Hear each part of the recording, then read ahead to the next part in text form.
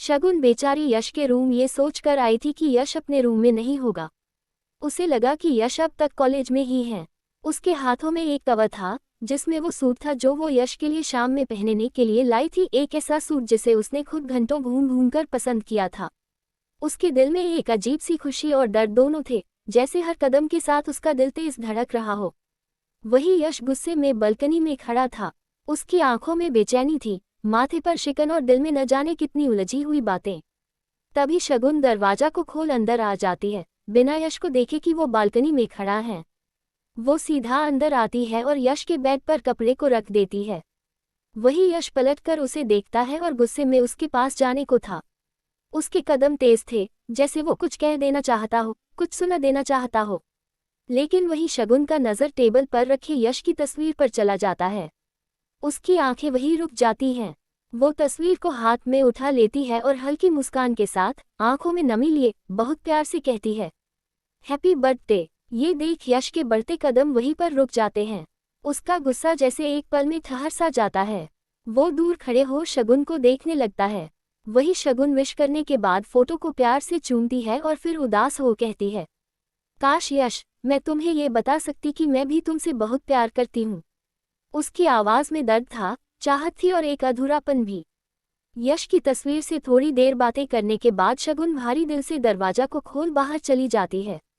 उसके जाते ही कमरे में सन्नाटा छा जाता है। वही यश रूम के अंदर आता है। उसकी नज़र बेड पर रखे सूट पर पड़ती है। वो ड्रेस को बेड से उठा उसे फेंकने वाला था, तभी उसका फ़ोन बजने लगता है। वह फ़ोन को देखता है। स्क्रीन पर ईशान का नाम देख उसके चेहरे पर मुस्कान छा जाती है, एक सुकून भरी मुस्कान। वो झट से फ़ोन उठाकर कहता है, कहाँ हो ईशान, सुबह से मुझसे मिले क्यों नहीं, और आज पार्टी में आओगे या नहीं। वही ईशान उसी बीच किनारे बैठा था जहां यश ने उसे अपनी फीलिंग्स बताई थी। उस जगह की याद आज भी उसके दिल को भारी कर रही थी। यश का फ़ोन उठाते ही सवाल करता देख ईशान मुस्कुराते हुए कहता है, काम डाउन बेबी बॉय, इतना ज़्यादा तड़प तुम्हारे सेहत के लिए अच्छा नहीं है। फिर वो हल्का उदास हो कहता है, आज का दिन मेरे लिए बहुत दर्द और मुश्किल भरा होने वाला है बेबी बॉय, इसलिए कुछ देर अकेला ही रहना चाहता था। वही यश चिढ़ते हुए कहता है, क्या कह रहे हो तुम, मुझे कुछ समझ नहीं आ रहा। और बेड से खड़ा होकर बेचैनी से कहता है, तुम बताओ कहाँ हो, मैं आता हूँ तुम्हारे पास। उसकी बात सुन ईशान झट से कहता है, नहीं, तुम पार्टी एंजॉय करो, मैं थोड़ी देर में खुद तुम्हारे पास आ जाऊंगा।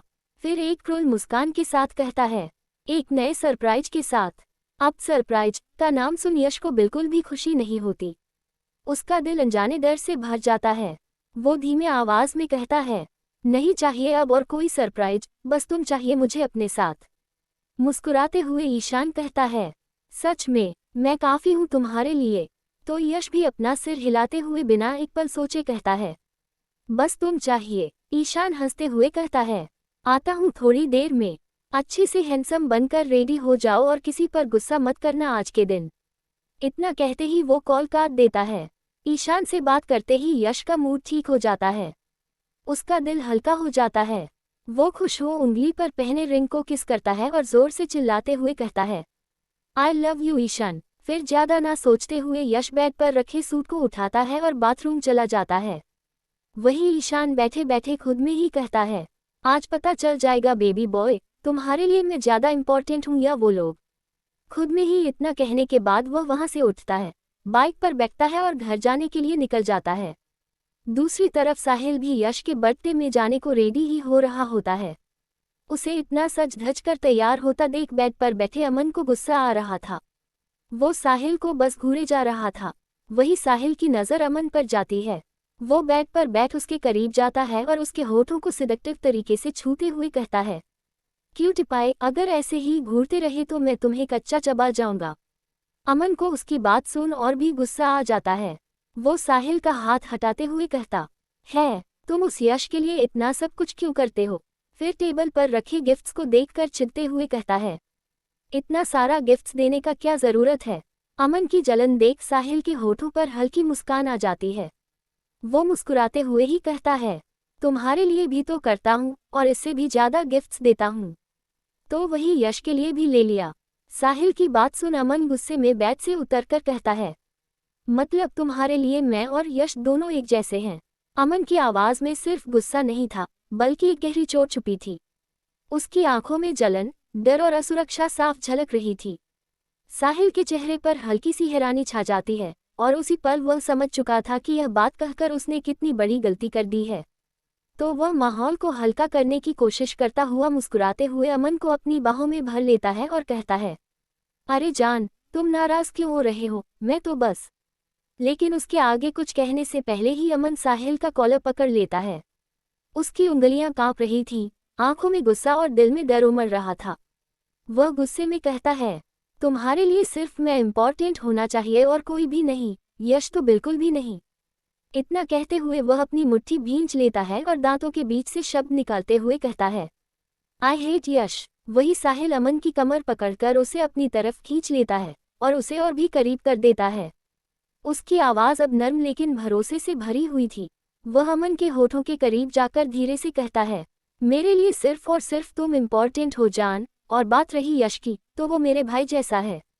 इतना कहते हुए वह अमन के होठों को अपने होठों से सटा लेता है और पेशेंटली उसे किस करने लगता है। उस किस में प्यार भी था, तसल्ली भी, और यही यकीन दिलाने की कोशिश भी कि अमन उसकी जिंदगी में कितना अहम है। कुछ देर तक एक दूसरे में खोए रहने के बाद साहिल उससे थोड़ा दूर होकर कहता है, जल्दी रेडी हो जाओ, यश ने तुम्हें भी इनवाइट किया है और तुम मेरे साथ ही चलोगे। उसे जाना है। ये सुनते ही अमन की आंखों में डर उतर आता है। उसके माथे से पसीना निकलने लगता है और वह सुन्न होकर वहीं खड़ा रह जाता है। उसके दिमाग में कई ख्याल एक साथ टकराने लगते हैं। उसे खामोश खड़ा देखकर साहिल उसके पास आता है, प्यार से उसके चेहरे पर हाथ रखता है और कहता है, तुम मेरे लिए बहुत कीमती हो क्यूटी, मैं तुम्हें 5 मिनट के लिए भी खुद से दूर जाने नहीं दूंगा, प्लीज ट्रस्ट मी। साहिल के कहने का मतलब क्या था? वो ऐसा क्यों कह रहा है जैसे मानो साहिल को सारा सच पता है? अमन अपने ही ख्यालों में उलझ जाता है। इतना सोचने के बाद भी अमन ना चाहते हुए साहिल के साथ जाने के लिए रेडी हो जाता है, ताकि साहिल को उस पर शक न हो। आखिरकार अमन को साहिल को भी तो उन सब से प्रोटेक्ट करना था। पार्टी की सारी तैयारियां हो चुकी थीं। सारा हॉल रोशनी से जगमगा रहा था। गेस्ट आना शुरू कर चुके थे, प्रेस और मीडिया भी मौजूद थी। वही नायरा अपने डैड के साथ पहले ही पहुंच चुकी थी, और आहान आज समायरा के साथ आया हुआ था क्योंकि उसके पेरेंट्स किसी काम से बाहर गए हुए थे। वही यश भी रेडी होकर नीचे आ जाता है। यश को शगुन का दिया हुआ सूट पहने देख शगुन के होठों पर मुस्कान और भी गहरी हो जाती है। उसकी आंखों में गर्व और अपनापन साफ झलक रहा था। थोड़ी देर बाद साहिल भी अमन के साथ वहां पहुंच जाता है, लेकिन अमन को अंदर आने की हिम्मत ही नहीं हो रही थी। उसके कदम जैसे जमीन में जड़ हो गए हों। तो साहिल अपना हाथ आगे बढ़ाकर प्यार से कहता है, मैं हूं ना जान, फिर क्या प्रॉब्लम है? साहिल की बात सुन अमन ज्यादा ना सोचते हुए उसका हाथ थाम लेता है और अंदर आ जाता है, लेकिन उसके दिल की धड़कन तेज हो चुकी थी। वही यश को बहुत बोर लग रहा था। उसका ईशान अभी तक नहीं आया था और यश बेसब्री से उसी का इंतजार कर रहा था। उसकी आंखें बार बार दरवाजे की तरफ चली जाती थीं। उसे मायूस खड़ा देखकर नायरा उसके पास आकर कहती है, फिक्र मत कर, ईशान आ जाएगा। तो यश हल्की सी मुस्कान दे देता है। तभी उसे सामने से मेहिका आती हुई दिखती है। यश खुश हो जाता है। उसे लगता है कि शायद ईशान भी आ गया होगा। लेकिन जब वह मेहिका के साथ कार्तिक को आता देखता है तो उसका चेहरा फिर से लटक जाता है। दिल में एक खालीपन सा उतर आता है। यश के सारे फ्रेंड्स उसके पास आकर खड़े हो जाते हैं। तभी साहिल भी अमन के साथ वहां पहुंच जाता है। अमन को देखकर यश मुस्कुराते हुए कहता है, हाय अमन। वही अमन रूखेपन से जवाब देता है, हैप्पी बर्थडे। तो यश भी बस हल्के से कह देता है, थैंक यू। दूसरी तरफ ऋषि, जो अपने दोनों फ्रेंड के आने का इंतजार कर रहा होता है, उसके चेहरे पर हल्की बेचैनी साफ झलक रही थी। बार बार वो इधर उधर देख रहा था, जैसे मन ही मन दुआ कर रहा हो कि सब कुछ ठीक हो जाए। और कुछ ही देर में तरुण और ऋतिक भी आ जाते हैं, पर अलग अलग। उन दोनों को अलग आता देख ऋषि खुद से ही बुदबुदाते हुए कहता है, यार इन दोनों लव बर्ड्स को क्या हो गया है? ये इतने अलग अलग क्यों नजर आ रहे हैं? वैसे तो रात दिन चिपके ही नजर आते हैं। उसके दिल को कहीं ना कहीं चुभन सी महसूस होती है। उसे अपने दोस्तों का यूं अलग अलग रहना बिल्कुल अच्छा नहीं लग रहा था। और फिर ऋषि ठान लेता है कि आज इन दोनों के बीच वापस से दोस्ती करा के ही रहेगा। उसकी आंखों में एक दोस्त के लिए सच्ची चिंता और जिद साफ दिखाई दे रही थी। वही एक बड़ी और आलिशान गाड़ी मल्होत्रा मैंशन में आकर रुकती है।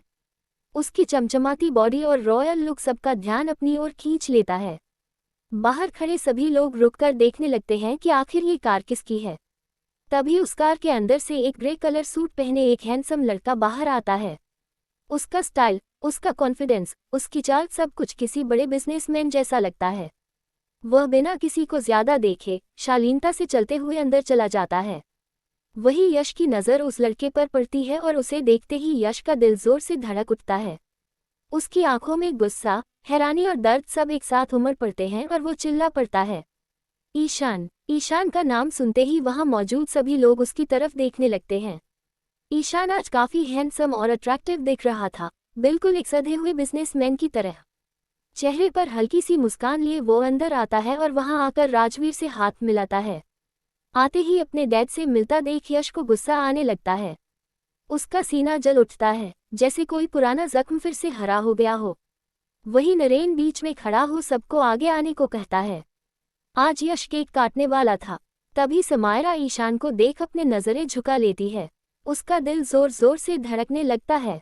उसका तो मन कर रहा था कि वो यहाँ से कहीं भाग जाए, किसी कोने में जाकर खुद को छुपा ले, पर आहान उसे कहीं जाने नहीं देता, इसलिए वो बस शांत खड़ी हुई ईशान को इग्नोर करने की कोशिश करते हुए पार्टी एंजॉय करने लगती है। हालांकि उसका मन बिल्कुल भी यहाँ नहीं था। वही इस पार्टी में राजवीर ने बिजनेसमैन आनंद राजवंश को भी इनवाइट किया था। कुछ देर में वो भी आ जाते हैं।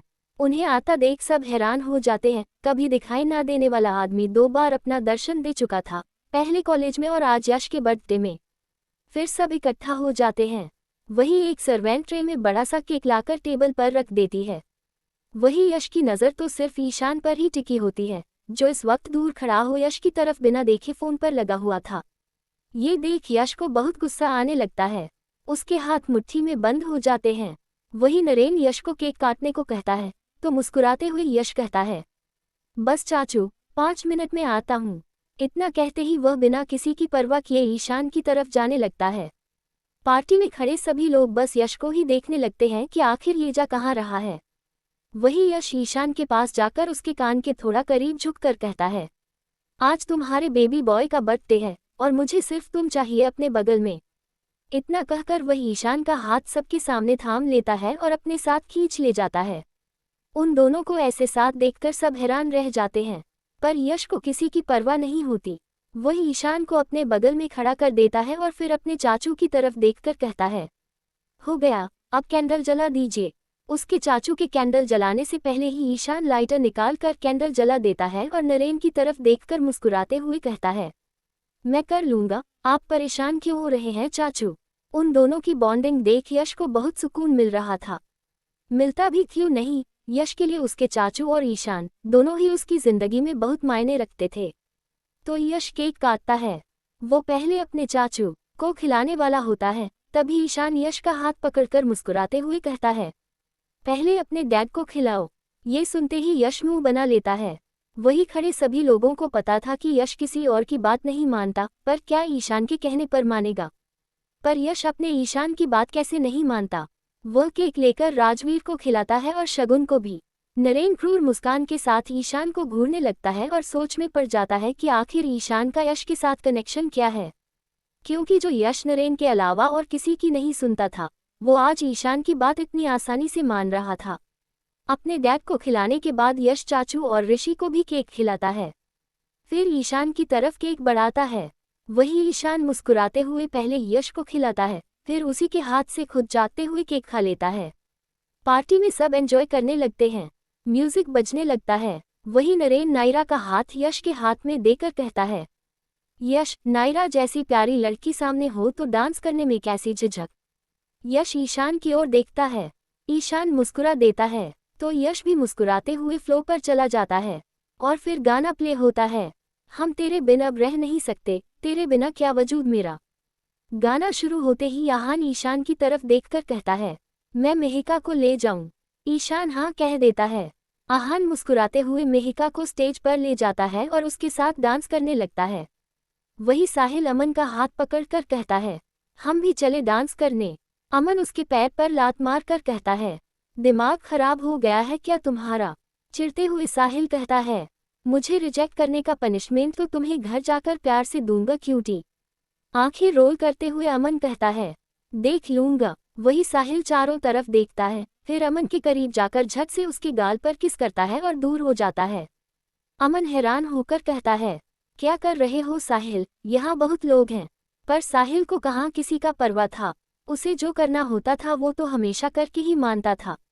उसकी आंखों में एक अजीब सी बेपरवाही थी, जैसे इस पार्टी में मौजूद हर इंसान सिर्फ उसके लिए एक तमाशा हो।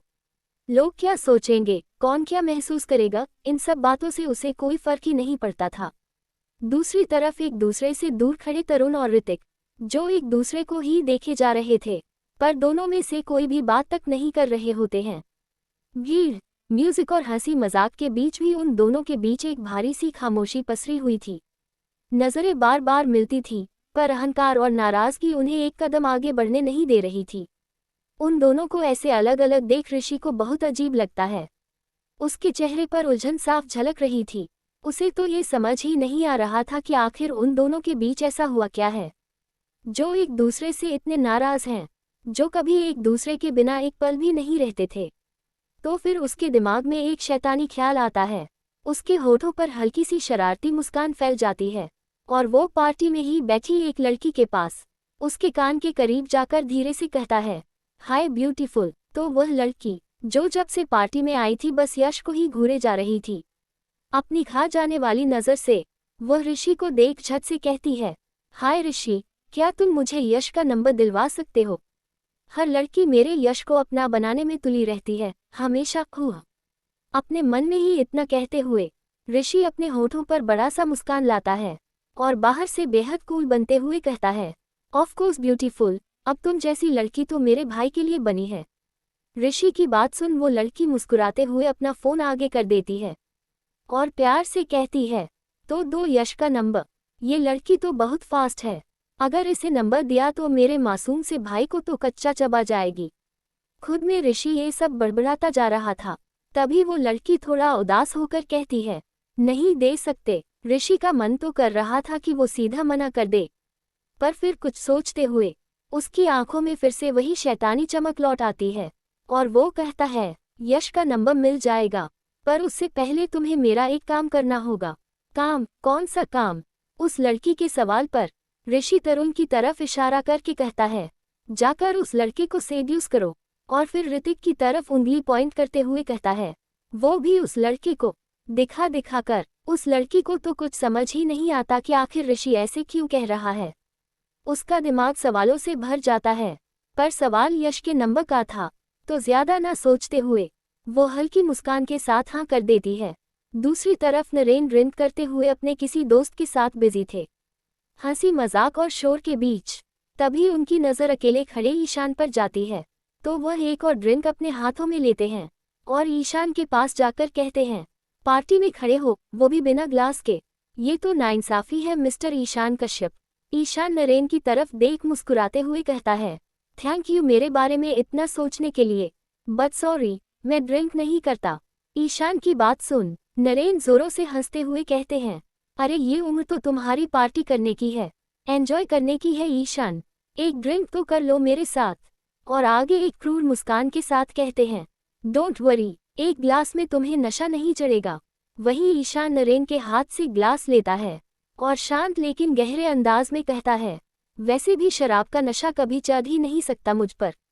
और फिर यश की तरफ देखते हुए कहता है, ऑलरेडी किसी और का नशा मेरे पूरे जिस्म में फैला हुआ है। वहीं नरेन को समझ आ जाता है कि ईशान का इशारा किसकी तरफ है, तो नरेन हल्की मुस्कान के साथ कहते हैं, प्रिंस हमेशा सिर्फ अपनी प्रिंसेस का ही होता है। इतना कहते हुए वो यश और नायरा की तरफ अपनी उंगली पॉइंट करते हैं, जो फ्लोर पर खुश होकर एक साथ डांस कर रहे थे। अब देखो ना, दोनों साथ में कितने अच्छे लगते हैं, है ना? नरेन की बातों को सुन ईशान क्रूर मुस्कान के साथ कहता है, हर लव स्टोरी में ये जरूरी नहीं कि एंड में प्रिंस को प्रिंसेस ही मिले, हो सकता है कि किस्मत को कुछ और ही मंजूर हो और प्रिंस को एक हैंडसम प्रिंस पर ही दिल आ जाए। ईशान की बात सुन नरेन की आंखें गुस्से में लाल हो जाती हैं, जबड़े कस जाते हैं, पर वो कुछ कह नहीं पाता। वहीं ईशान नरेन की तरफ मुस्कुराते हुए देखता है और ठंडे लहजे में कहता है, अपने दिमाग पर ज्यादा जोर मत लगाए, धीरे धीरे सब समझ आ जाएगा।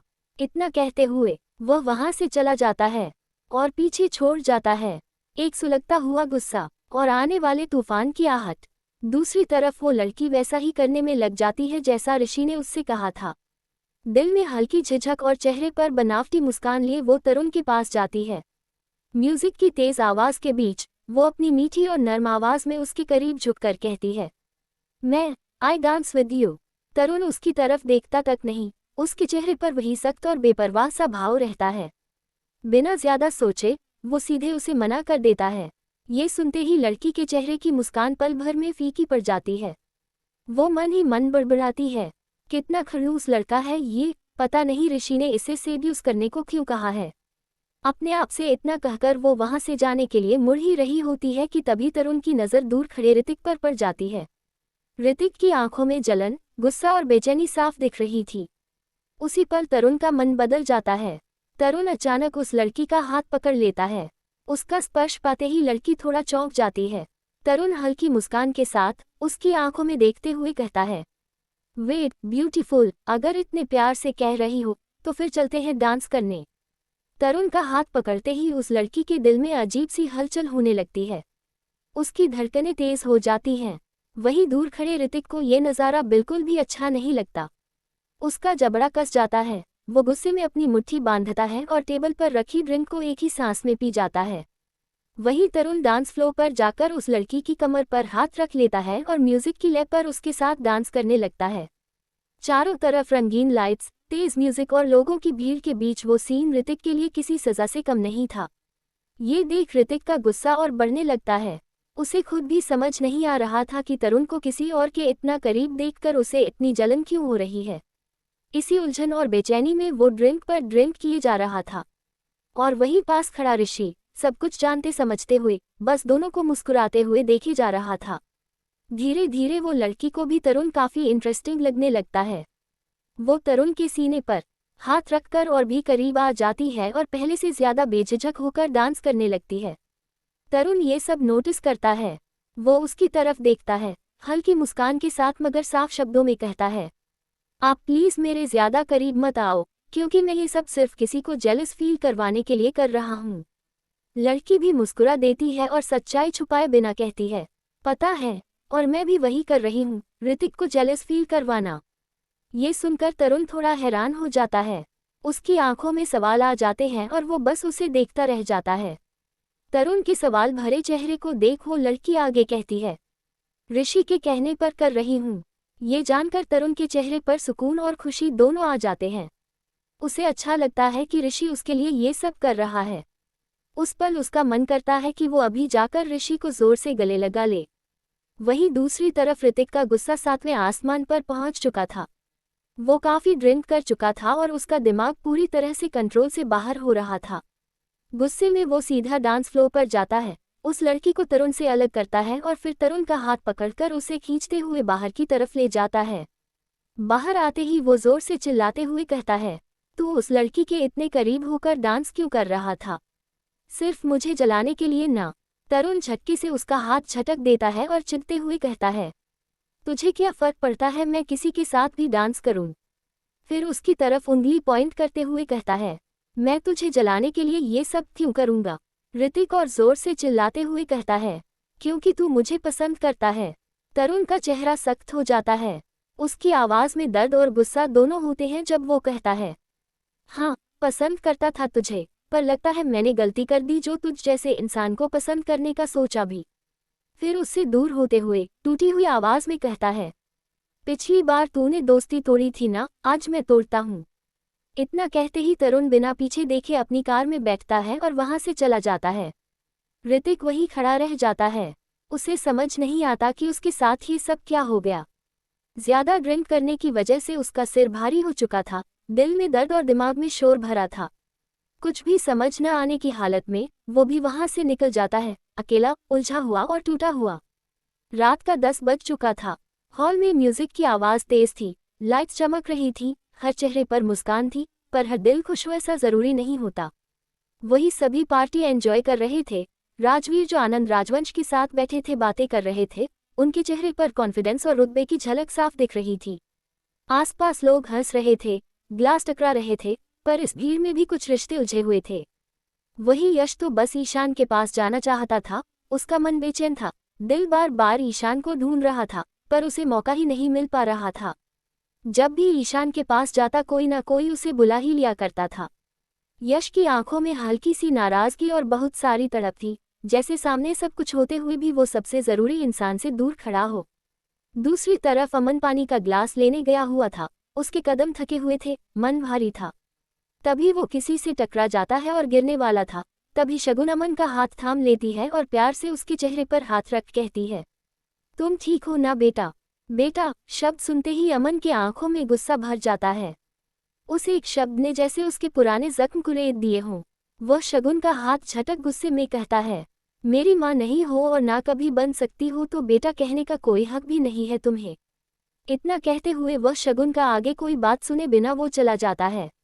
वही शगुन खड़ी हो जाती है, उसका दिल भारी हो जाता है, आंखों में सवाल और दर्द दोनों होते हैं, और वो खुद में ही कहती है, ये बिल्कुल यश की तरह बातें करता है।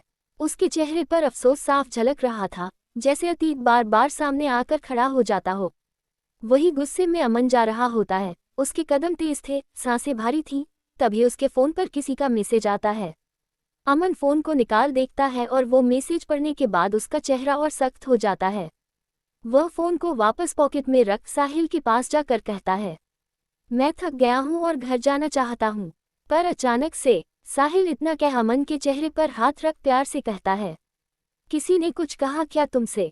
तो अमन भी अपना सरना में हिलाते हुए कहता है, बस घर जाना चाहता हूँ। अब साहिल को समझ नहीं आता कि अमन को कैसे मना करे या जाने दे। उसके चेहरे पर चिंता थी, पर वो कुछ कह नहीं पाता। तभी राजवीर उनके पास आ जाता है और अमन को जाना है ये वो सुन चुके थे। तो राजवीर अमन के पास आ प्यार से कहते हैं, जाने से पहले खाना खाकर जाना ओके?